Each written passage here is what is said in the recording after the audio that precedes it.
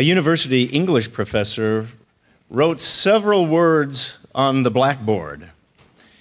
He wrote the words, "A woman without her man is nothing."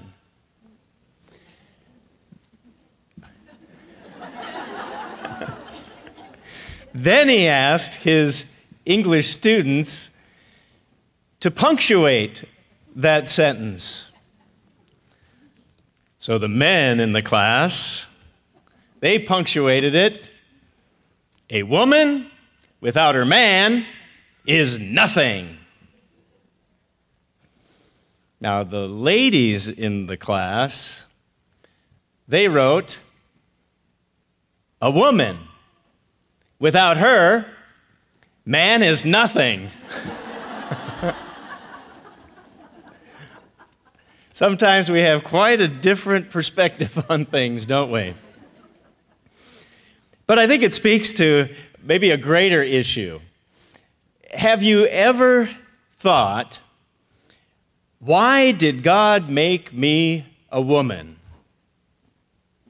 Okay, I've never thought that. Just so we get that straight. But have you ever thought that? Have you ever thought that? You know, who am I? Why? Am I some kind of perhaps inferior creature? Maybe because God made Adam first. Was woman kind of an afterthought? Something that, well, I guess I should do a little bit more, perhaps God thought? Or I wonder if you've ever been confused, maybe confused about your identity. Well, what's interesting, you shouldn't be. You shouldn't be.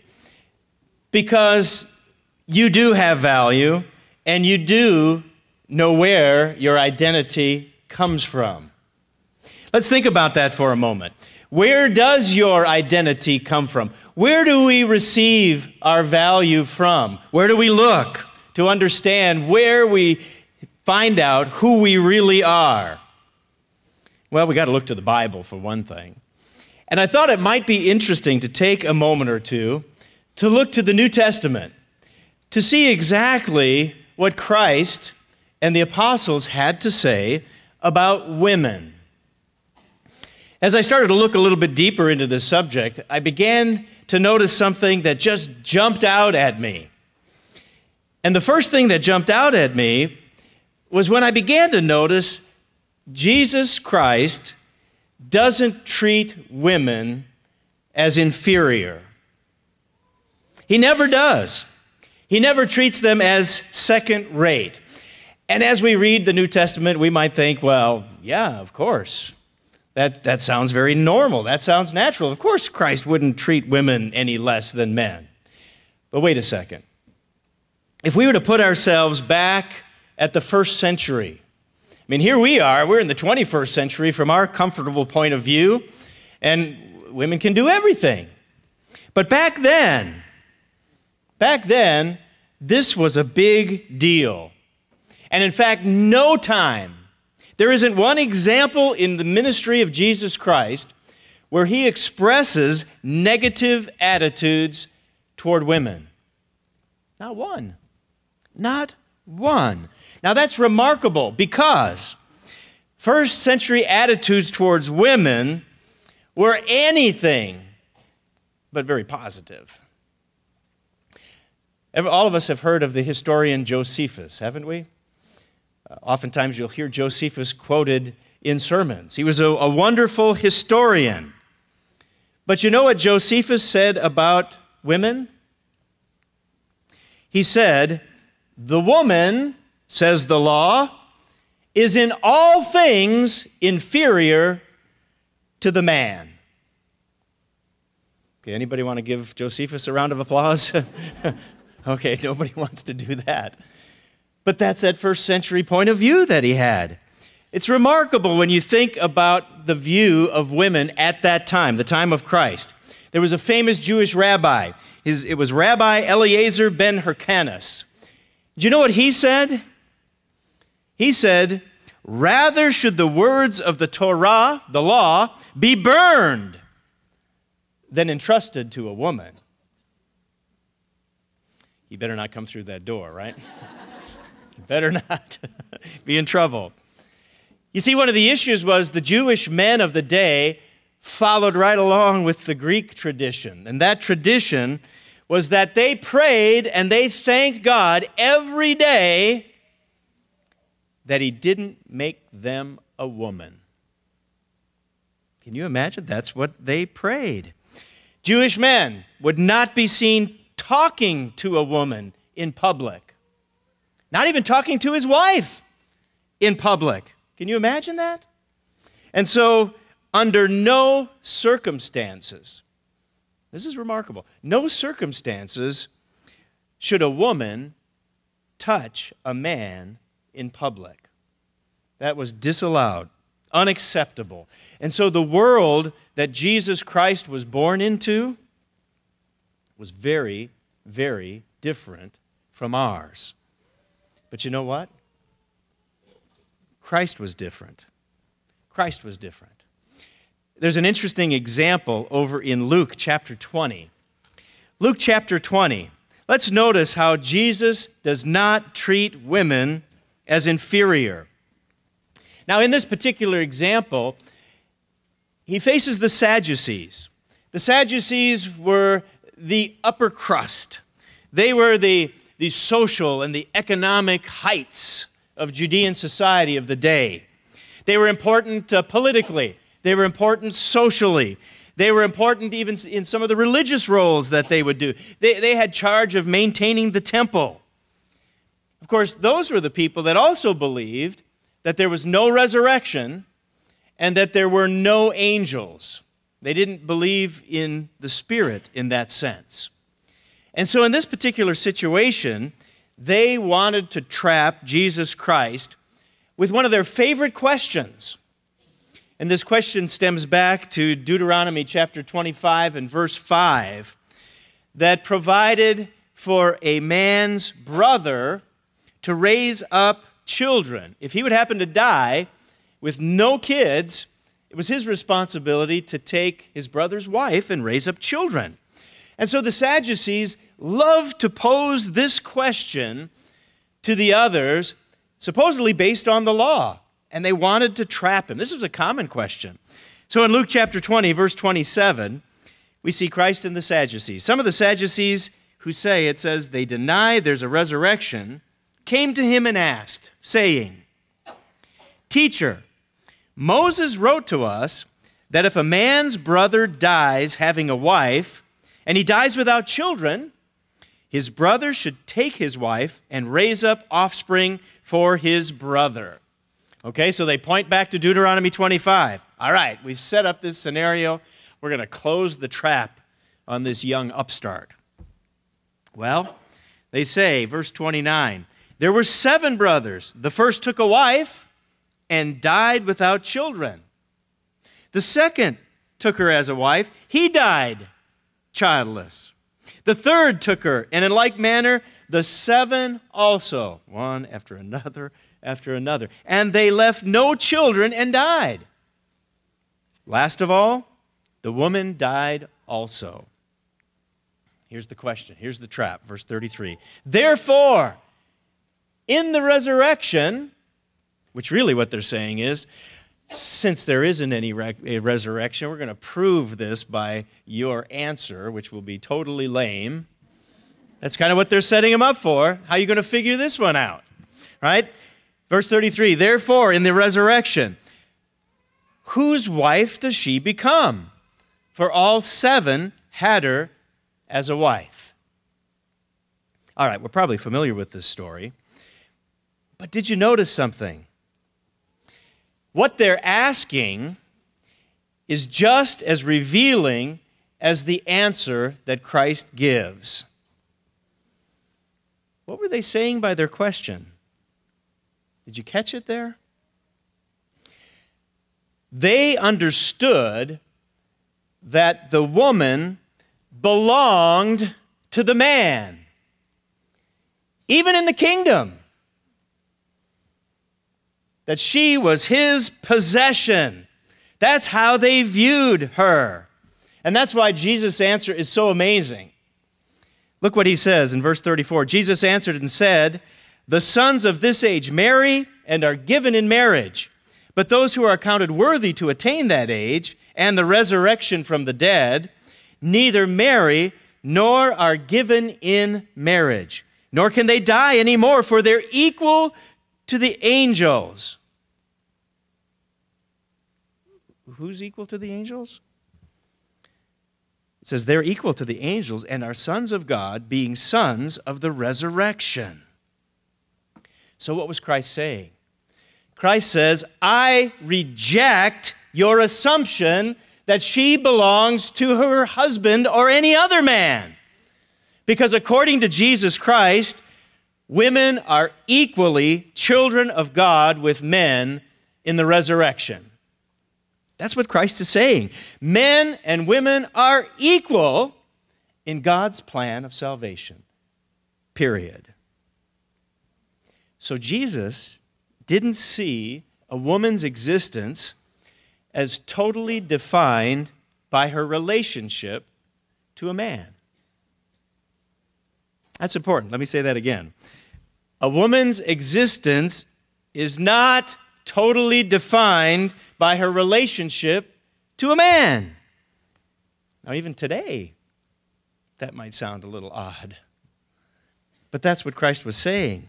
Said differently, you could say, a woman should not be viewed only as someone's wife, or as someone's mother, or as someone's daughter, or as someone's widow. Jesus saw women as individuals. He saw them as individuals who had personal access to God and could be full-fledged members of his family in his kingdom. Doesn't that point to where your value really comes from? You see, our value as men and women comes from God. He sets the standard. He shows us the way. And so over and over again, throughout Christ's ministry on this earth, he points this out. He draws attention to this fact. And so oftentimes we'll find Christ using women in his stories, using them in his parables. But in those stories, not sure if you've ever noticed, there's something missing. In his parables, in his stories, the negativity is missing. He never cast negative images of women. But boy, look out. He talks about unjust judges. He talks about cruel masters. He talks about wicked judges. He says a lot about wicked and lazy servants. But every image of a woman is positive. And that is such an amazing thing, because it leads us to a second concept that Christ continually pointed out. He upheld the dignity of women. Over and over and over again, when you look through Scripture, Jesus upholds the dignity of women. If you'll turn back just a couple of pages to Luke chapter 18, we'll see an example of what is often sometimes called the parable of the unjust judge. The parable of the unjust judge. It's in Luke chapter 18, right there at the very beginning of the chapter. And it pits this poor widow against a powerful yet unfair and biased, okay, I got to say it, male judge. And so she comes up against him. Now, it's interesting. If you were to really get a grip on what a judge did throughout Israel, there were several courts throughout the country. The one we normally think of is the Sanhedrin. And of course, that would have been in Jerusalem, the main court. It was a judicial court. It would have been thought of as, in a sense, the Supreme Court of Israel. It consisted of 71 members. Now, that was just the ultimate court. Now, every city throughout the country that had 120 men would have their own Sanhedrin, their own judicial court, a lesser Sanhedrin. And that would normally be consisted of 23 members. Now, if you didn't have 120 in your town, 120 men, of course, we didn't count the women. Remember, we're back in the first century again. So if you didn't have 120 men in your town, you had 3 judges. So in this particular example, how many judges are referred to here? Just one. Does that tell us something about the size of the town that this is taking place in? Okay, we get it. It's a small town. We're in a little town. No matter whether you served in the small town, a town that had 120 or more men, or whether you were on the Supreme Court, the Sanhedrin in Jerusalem, these judges were to be meek. They were to be fair. They were to judge with wisdom. They were supposed to hate money, mammon. They were supposed to uphold the truth and be masters of a good name. That's who they were to be. And yet, look what we find here. Verse 1, here Christ is speaking a parable. And he starts out in verse 1 saying, why is the story? That men always ought to pray and not lose heart. So Christ draws attention to something. He says, there was a certain judge who did not fear or regard man. He says, now there was a widow in that city, had to be a small town, and she came to him saying, get justice for me from my adversary. And he would not for a while. But afterward, he said within himself, though I do not fear God nor regard man, yet because this widow troubles me, I will avenge her, lest by her continual coming she weary me. She weary me. Then the Lord said, hear what the unjust judge said. It says, and shall God not avenge his own elect, who cry out day and night to him, though he bears long with them? And Christ says, verse 8, I tell you, he will avenge them speedily. Nevertheless, when the Son of Man comes, will he really find faith on earth? So we read this story, and what is Christ saying here? Is the widow condemned for being persistent, for continually coming before the judge, for petitioning him over and over and over again? Not at all. In fact, Christ commends the woman as an example of persistent prayer. It's one of the themes of the weekend, isn't it? She was persistently after this judge. Just like we need to be persistent in our prayers. And wasn't that the lesson of the story? If you go back to verse 1 again, he spoke the parable that men also ought to pray and not lose heart. So probably better thought of, rather than the parable of the unjust judge, probably a man gave it that title, not sure. Really, shouldn't we think of this as the parable of the persistent widow? I think that probably fits a little bit better, because certainly Jesus Christ is upholding the dignity of women. He lived in an age when few men would do that. Yet he didn't share the attitudes of those around him. He didn't have their perspective. He was different than the contemporaries around him. And he felt it important to make a statement about his attitude toward women. So when you read stories like this, it's no wonder that women loved Jesus Christ. He had a strong and very loyal following among women. And it's just remarkable that he breaks through these cultural limitations. He doesn't take society's values to heart. In fact, he associates with women, and that's significant, and it's important. And he looked after them, and they supported him. And this was something that was unusual. This was not normal for the day. And so he's shown as being merciful. He's shown as being empathetic. He's shown as loving and caring for them. He's a guardian of women. He's an advocate for women. You read through the different stories of Christ's ministry. He's a protector of womanhood. And he loves women. And he demonstrates that over and over and over in his compassion. And so Christ himself valued women. So oftentimes in our world, we lose track of where value really comes from. What makes us valuable? And oftentimes we look at our positions, we look at our titles, we look at our pocketbook, and we think that's where our value comes from. Now, you may have heard the story about the CEO of the Fortune 500 company.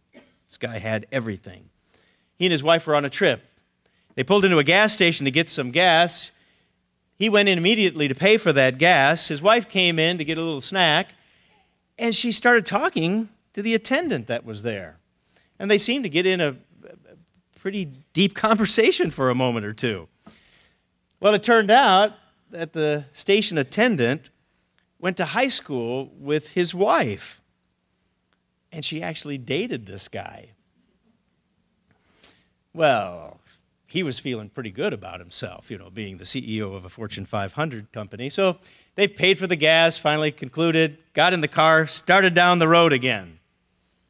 Now, he was feeling fairly smug, but couldn't help it. He had to say something. So, being the man that he was, he said, "Honey, I bet I know what you're thinking. I bet you're thinking you are so glad you married me, a Fortune 500 CEO, and that you didn't marry him, this gas station attendant, right?" His wife paused for a moment and said, "No. I was thinking if I married him, he'd be a Fortune 500 CEO, and you'd be the gas station attendant."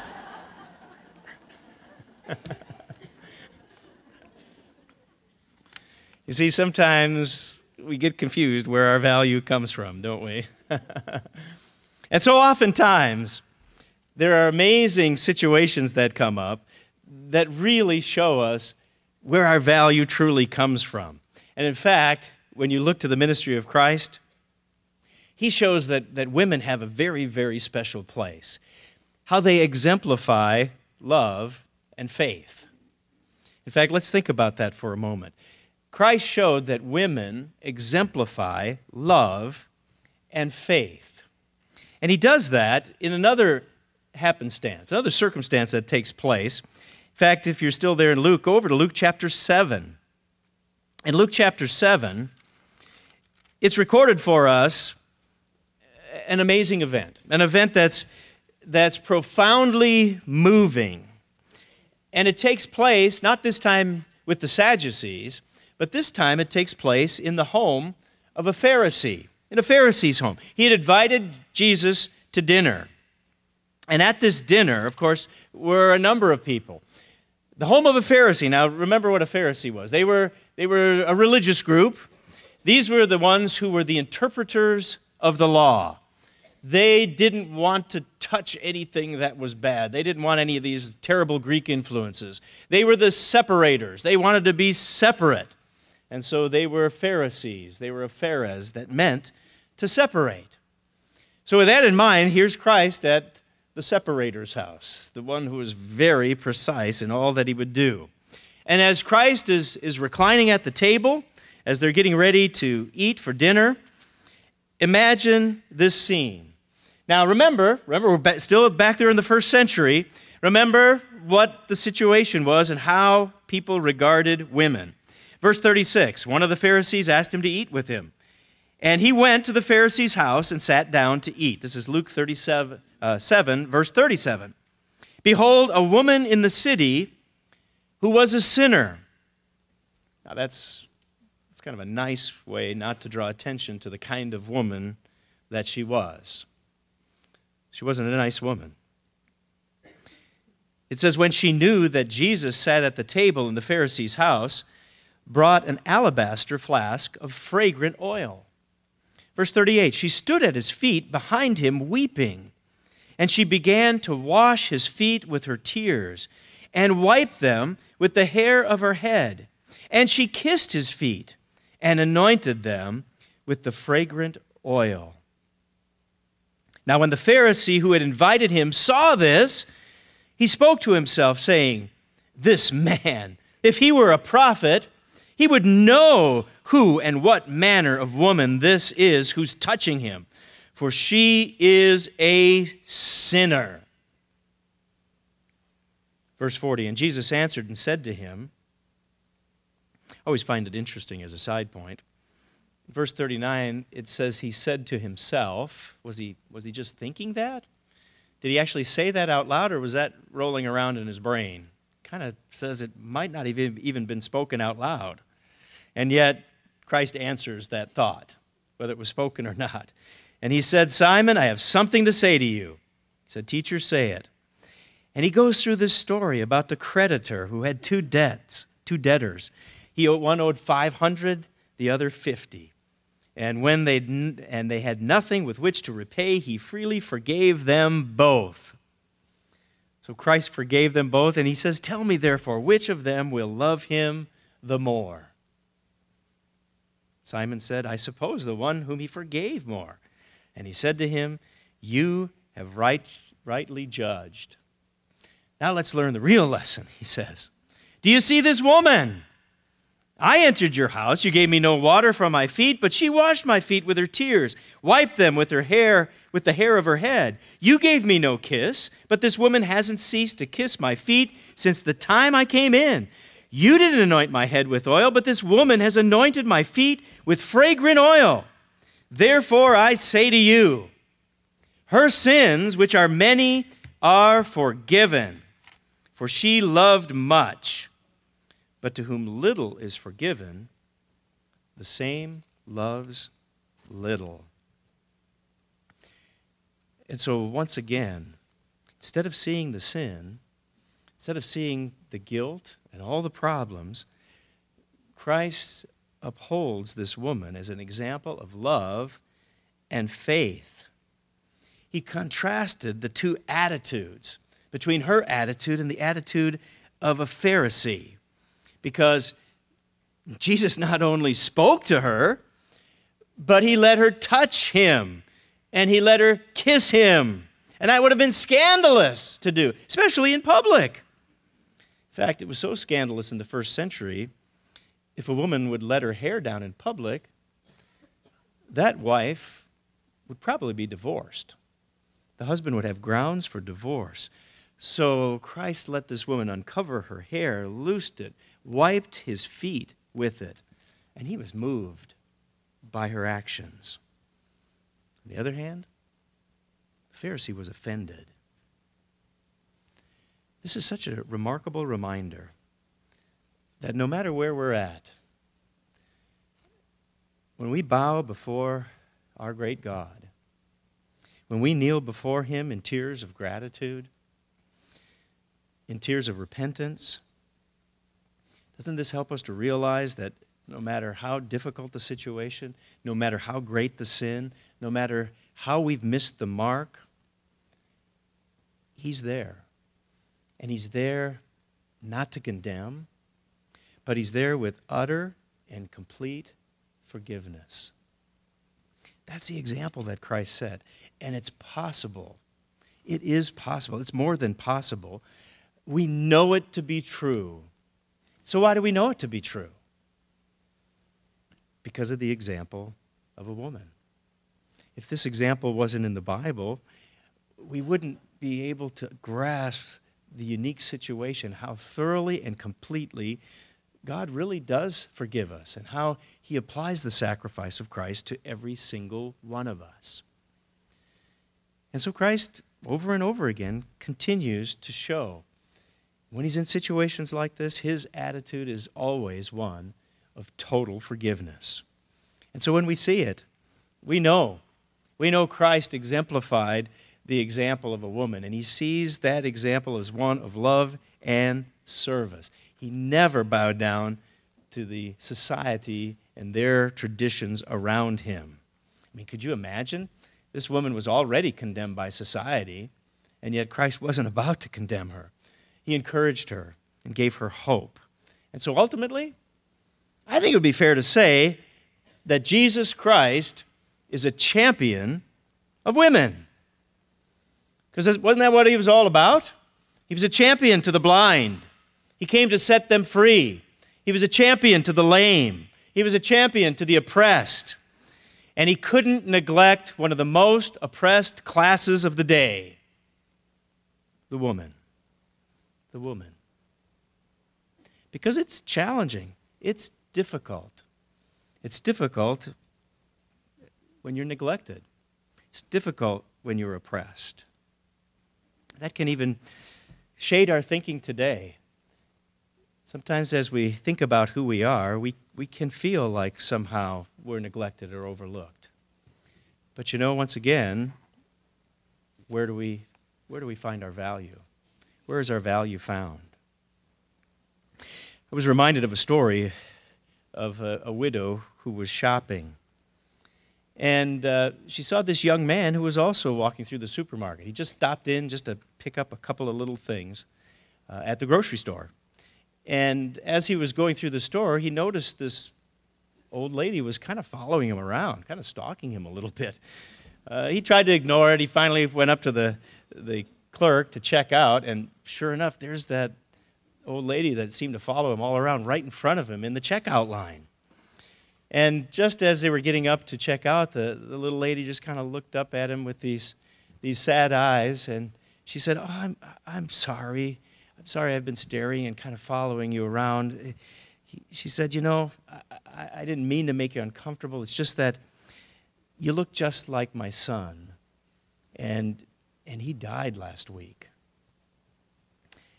And the young man, he suddenly felt guilty. He said, "Oh, I'm sorry. Can I do anything for you?" The little lady said, "Boy, you really could. You know, would you mind when I go out the door, would you just kind of wave and say, 'Goodbye, Mother'? And I just really would appreciate, that would just make my day." He said, "Well, sure, I can do that." So she checked out, was heading out the door, and of course, being the nice man that he was, he looked at her and waved, "Goodbye, Mother." And then he stepped up to check out, and the clerk said to him, "That'll be $327.50. He said, "What do you mean? I've just got a couple of things here." The clerk said to him, "Well, don't worry. Your mother said you'd pay for hers." You got to watch out.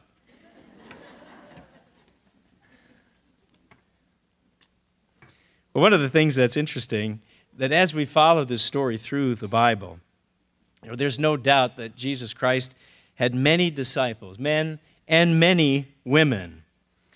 But sometimes when we get to the New Testament church, we might feel that there's some kind of disconnect that happened there between the time of Christ and then after the crucifixion and resurrection, then the apostles appear on the scene. Because we get to Acts chapter 2, and then we get to Acts chapter 6, and we find deacons ordained. And then sometimes you might think, well, were the apostles a bunch of male chauvinists or what? Suddenly now it's all these men that are running the church. Well, what about that? Are women to be involved in the work of the church? What does the Bible have to say about it? Because certainly there's work to be done. There's work to be done, but what about a woman's place in that work? Well, there's a remarkable section in Romans chapter 16. This is at the very end of the book of Romans. And as Paul's writing to God's church there, right at the heart of the beast, right in Rome, we find one example. And in fact, this is just one of many examples that are found throughout the epistles, that are found throughout the book of Acts, of women, illustrations of women who were not only a part of the church, but very active. In fact, you could say vital to the work of God's church, right back there in the first century. So when we pose the question, are women to be involved in the work of the church, we're going to see the answer is a resounding yes, no doubt. Here at the end of Paul's letter, as he's concluding, he makes a special note of several individuals right there in Rome. In fact, the first one he starts with is Phoebe. Let's notice what it says here. Romans 16:1, it says, I commend unto you Phoebe, our sister, who is a servant of the church, which is at Cenchrea. So here's this woman, a servant. A servant. Now we might read right over that in English and think, well, okay, she helped out at the potlucks, I guess. Is that what this is saying here? I mean, no doubt she was a servant of the church. She was a helper. But if you look up what this word really means as a servant, it's pointing to the fact that she was an official servant. She wasn't just someone that helped out. She was a deaconess. Because this word that's used here is the same word for a deacon, or the female version, a deaconess. And so we see what Paul says about it. Verse 2, it says, Paul admonishes. He says that you may receive her in the Lord in a manner worthy of the saints, and assist her in whatever business she has need of you. For indeed she has been a helper of many, and of myself also. So not only did she serve in an official capacity as a deaconess in the congregation there, and of course, Cenchrea being a kind of a, I guess you could say it was a part of Corinth, a little suburb of the greater city of Corinth. She was there, she helped, she served, and Paul says some remarkable things. What does he tell the people in Rome? In fact, he's commending Phoebe to them because the job she had. Do you know who delivered the letter to the church in Rome? It wasn't Timothy, it wasn't Titus, it wasn't Silvanus. It was Phoebe. She was the deliverer of the letter, so that's why he's commending her to them. And he tells them, receive her in the Lord in a manner worthy of the saints. Not just the men, but see, Paul has the same image as Christ, doesn't he? Worthy of the saints, another one of the saints. You know, the sex of this person should have no bearing on how you receive her. And he describes the kind of person that she is. And she was a helper. And of course, we read that in the English, and we think, oh, that's nice. She kind of helped out a little bit. Well, the word there is prostatus. Prostatus is the Greek word. Paul says she helped many, and myself also. Now, if you read that in various translations, it seems to kind of sidestep the real depth of the meaning of the word. Most translations say a helper. Others say a benefactor. Some say a good friend. Others say a sponsor. But the word is prostatus. Prostatus. And it's only used once. This is the only occurrence of it in the New Testament, one time. And so, to really understand what this word means, we really need to look at how it was used in society. How was this word used in society? Literally, it means to be over, to be a superintendent, or to preside over. Now, we're not talking about authority over men. That's not the issue. But it does have the meaning to call attention to or to care for, but in the sense of someone who's responsible to do those things, responsible for coming to the aid of others, responsible for caring for the affairs of others. If you looked in classical Greek literature, it literally means a female guardian, a protectress, a patroness. And so there's so much to what Paul is saying here. He says Phoebe was a highly responsible woman in the church. She was a deaconess as well. So she was rich, she was generous, she was giving, not just monetarily, but of herself. And so by extension, we can understand that she must have been a defender of the needy, a protector of the poor, a guardian of the truth, as she served God's people. Phoebe must have been an amazing woman. You know, she wasn't the only one. She wasn't the only one. In fact, you look at the story, verse 3. He says, greet Aquila and... Oh, wait a second. Greet Priscilla and Aquila, my fellow workers in Christ. A man and a woman are fellow workers. They work together. They're co-workers. We would translate that today. Co-workers in Christ. They were companions in keeping the work going. That's what they were doing. And it's very evident, if you follow the story of Priscilla through, that she was a vital part of her husband's ministry. In fact, she was a co-worker in that ministry. You'll find them mentioned 6 times in Scripture. What's interesting about it, do you know how many times Priscilla is mentioned first?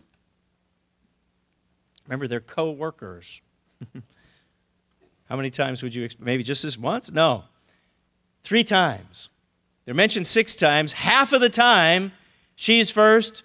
Half of the time, he's mentioned first. Do you think Paul is pointing out the importance of women? Absolutely. Absolutely. If we were to look to the story where they're helping Apollos to understand God's plan more thoroughly, it wasn't just Aquila that expounded the Scriptures to him. It was Priscilla as well. They both expounded the passages, the truth. That's in Acts chapter 18. You can check that out later. Priscilla had a part to play in all of that. So they were the ones that taught. They were the ones that lived the gospel, that taught the gospel. They were the ones that traveled with Paul. They were the ones that worked together and risked their lives for the sake of the gospel, for the sake of Paul the apostle himself. And so Paul worked with them. He worshiped with them. They traveled with Paul. And they had a congregation that they helped guide. And so as we see the apostle Paul, he, like Jesus Christ, took great pains to salute and honor women. And in fact, not only these two, but other women in Rome. Other women in Rome. Can you imagine someone writing a letter to the church and your name is in it? That'd be pretty cool, wouldn't it? Have your name in. So imagine reading all these, and this is the part of you get to the end of Romans, and you just zip right through it because all these names, yeah, greet them and greet her and greet him, greet, yeah, okay, got it. But we can't take it that simply. We have to understand, remember the type of society that there was there. This would be highly unusual to do this. For an apostle especially, someone in great authority to recognize women. So here he is a little bit later. Look at verse 12. It says, greet Tryphena and Tryphosa, who have labored in the Lord. Greet the beloved Persis, who labored much in the Lord. Those are 3 ladies.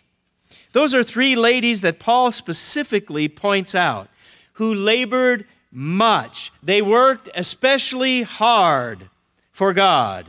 And so he commends their work. And this isn't the only book that he does that. He talks about Euodia and Syntyche over in Philippians as well. So oftentimes, Paul points to women, and he exhorts others that these women helped and labored with me in the gospel.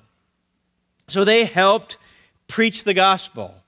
But seeing they have a function in the church, that there is an excellent contribution that women need to make. He recognizes that they're influential. He recognizes that they have an exceptional role. Recognizes they have great responsibility. And one that perhaps men can't fulfill. Well, as you think about that, you might think, yeah, but what about that thing about submission?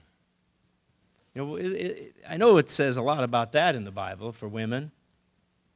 Well, let's take a little side journey for just a moment here. If you want to flip over to 1 Peter chapter 3. 1 Peter chapter 3. It's a section of Scripture we could spend a whole sermon on if we wanted to. But I just want to take a side adventure here, just a side story for just a moment to think about this just for a second. Because what about that? What about submission? Well, in 1 Peter 3, we know as wives we're to be submissive to our own husband. And there is no doubt throughout Scripture that God ordained the husband as the head of the family. But does that mean a lesser position? Does that mean I'm somehow lower class? Well, that's what society's assumed forever, it seems. But that's not the case when you understand what the Bible teaches. The husband is the head of the wife as a leader among equals. The husband is the head of the wife as a leader among equals.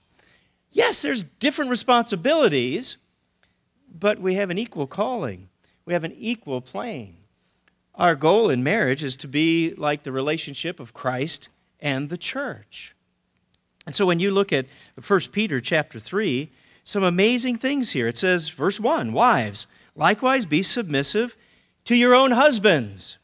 It doesn't say you have to be submissive to every man that comes along.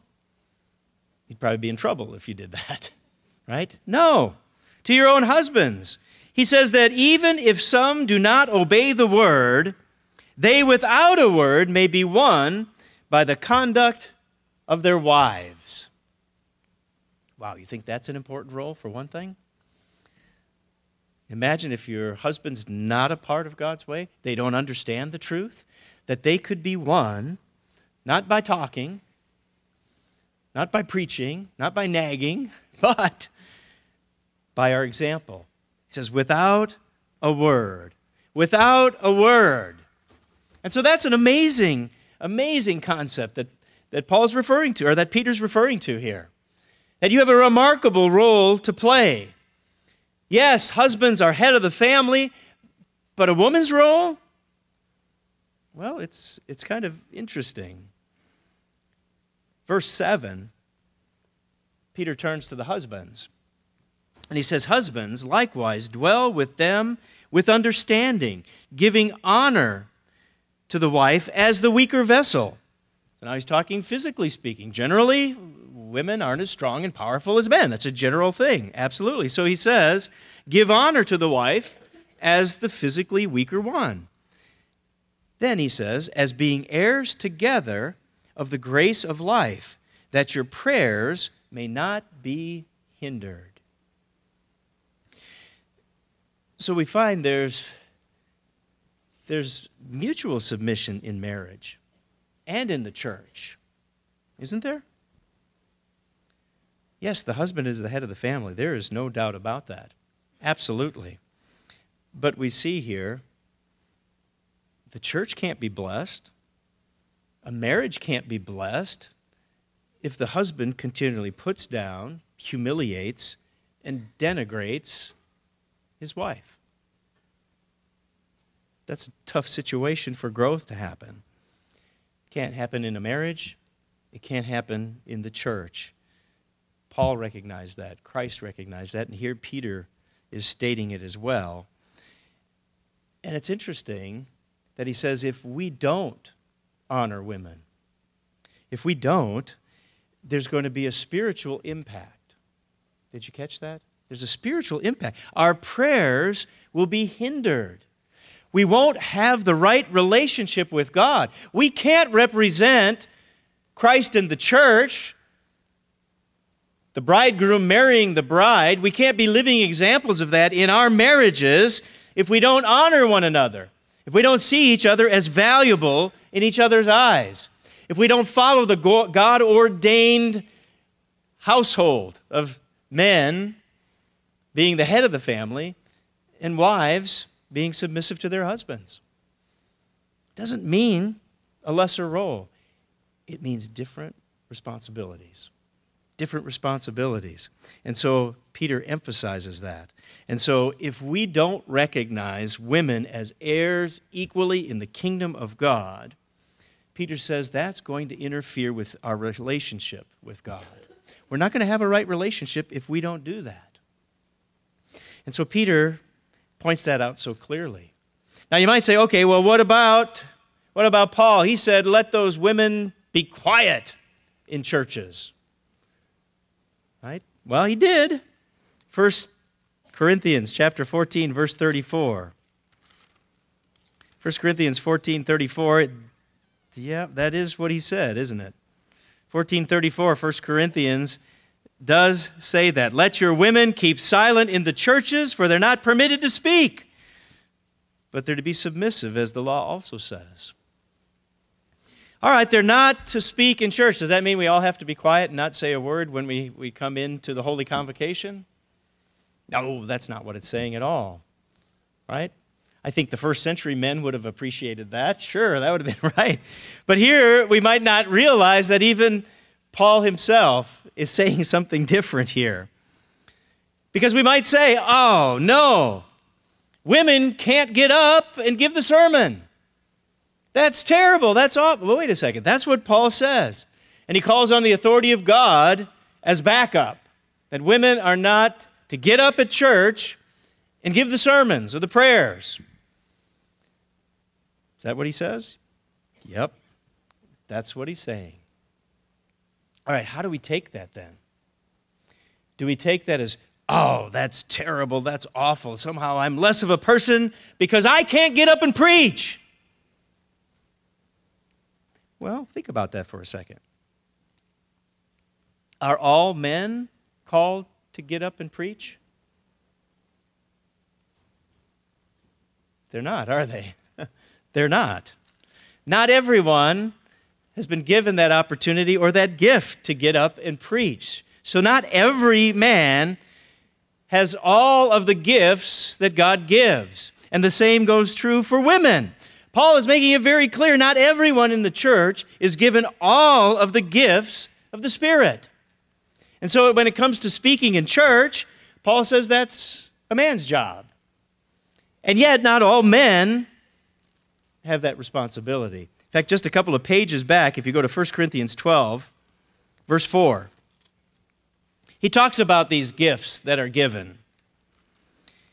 And he makes the point that a woman's role is not diminished because they're not called to preach. He says, don't ever think like that. Don't ever take it that way. Because we are co-heirs with Christ. We are heirs together, as Peter said. So when we look at 1 Corinthians 12:4, we see that Paul says there's diversities of gifts, but the same Spirit. And so these wonderful gifts, this is from this word in Greek, charisma, that we get our word charisma from. They're gifts. Charis is grace. God gracefully gives these gifts because He wants to. Not because we deserve it, not because we're good enough, not because He owes us, but because He's an awesome God who loves us and cares for us, and He gives us things that we don't deserve. That we don't deserve. And so He says there are diversities of these gifts, many kinds of gifts. And He starts to go through a couple of those gifts that God pours out on us. He says there's differences of ministries, but the same Lord. Could that include women? Well, women aren't ministers. Well, the word there is a servant. There are many different ways to serve and minister to people. One might be to get up front here and talk at church services. But there's many ways to serve, Paul points out. Many ways. But you know, there's one God. Different ways to serve with one God. He says there's diversities of activities. Lots of different ways to work, different workings that word can mean. In fact, if you looked it up in the Greek, it looks like the word energy. We all have different kinds of energy so that we can accomplish the tasks at hand. That's what he's pointing out here. But we've got the same God. There's one God, he says, who works all in all. We serve our great God and we do it together. And then in verse 7 he says, but the manifestation of the Spirit is given to each one for the profit of all. See, he didn't say the manifestation of the Spirit is given to men only, and you women get in the back seat. He doesn't say that. He says the manifestation of the Spirit is given to each one. God's Spirit is demonstrated in our life. We see the evidence of God's Spirit in every single converted Christian. And you know what? It's not just for me. It's not just for you. It's for all. It's to profit everyone. So God didn't call us and give us His Spirit just to keep it, but to give it and serve and give so everyone profits. Verse 8, he goes on, to one is given the word of wisdom through the Spirit. Women have a knack of giving wise counsel. And they can do it in a way, it's hard to say, that a man can't. It's different. And God says, it's very good. So have you given the word of wisdom? Can you do that? I think so. He says to another, the knowledge through the same Spirit. Boy, when you get it, and then you have a clear understanding of something, and you can be precise, God says use that gift. Use it. He goes on, he says other gifts. Gifts of healing by the same Spirit.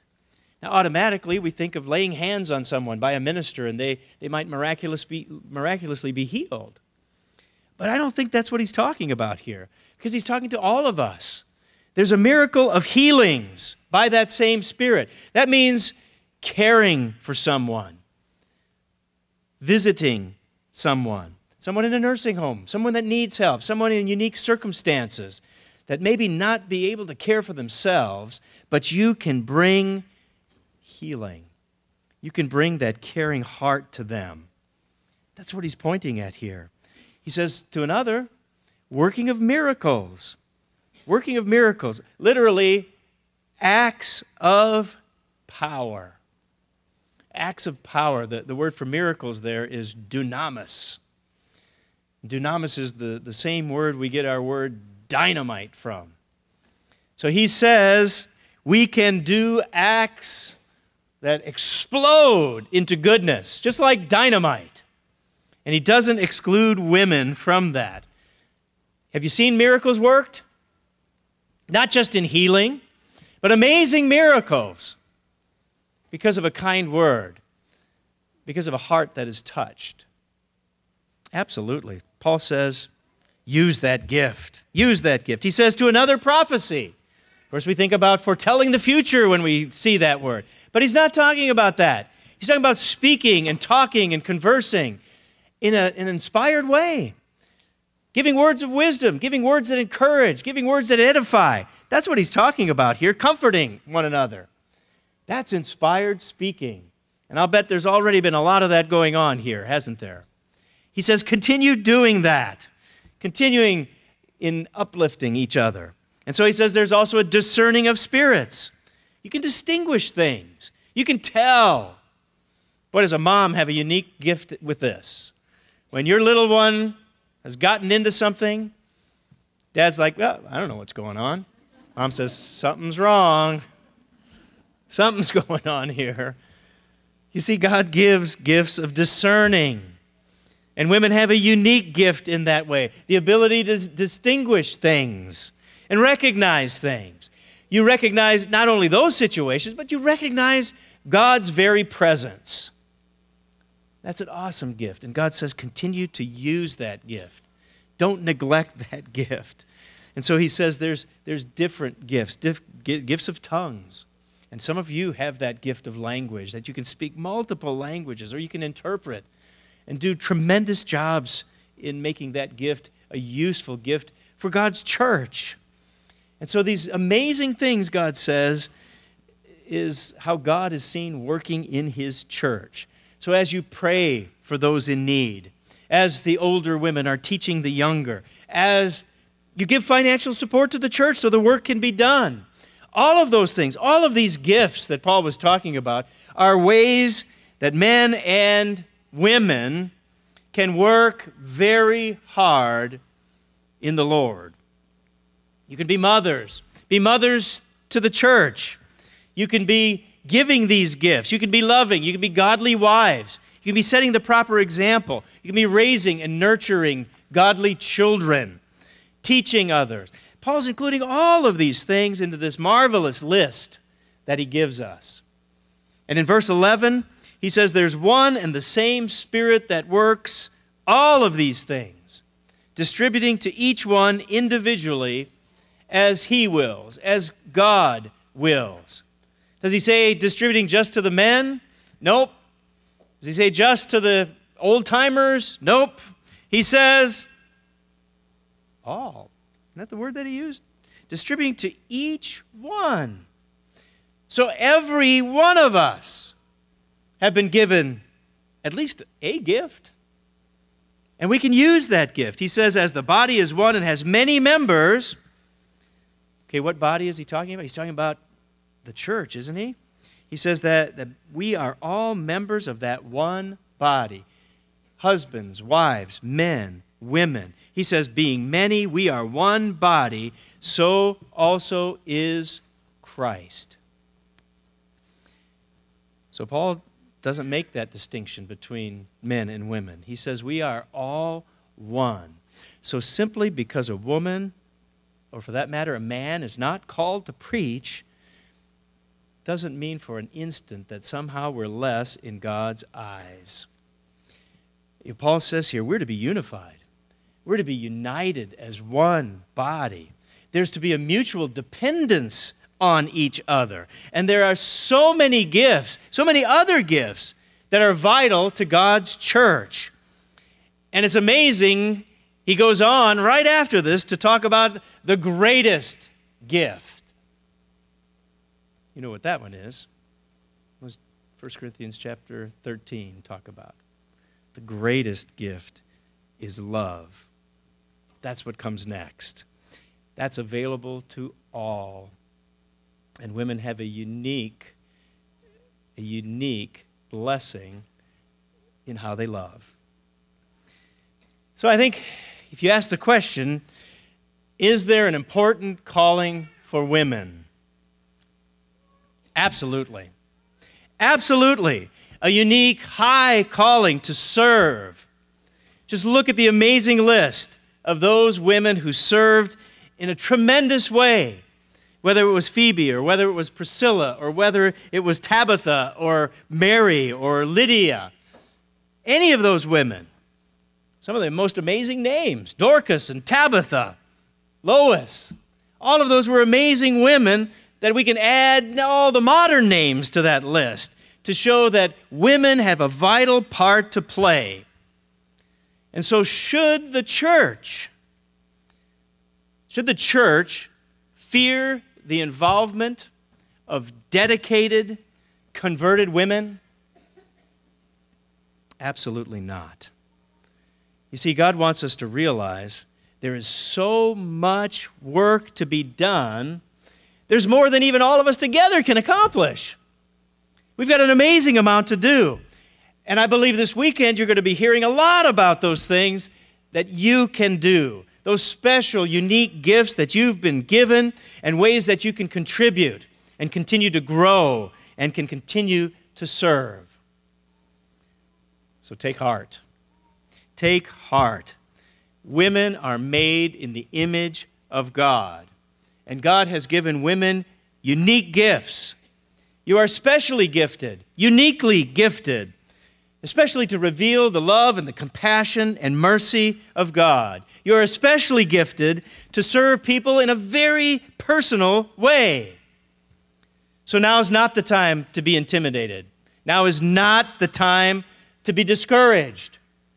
Now is the time to discover the gifts that God's given you. Now is the time to understand the abilities that God has given to you, to identify those gifts, to grow in those gifts, to use those gifts to serve our great God and His people.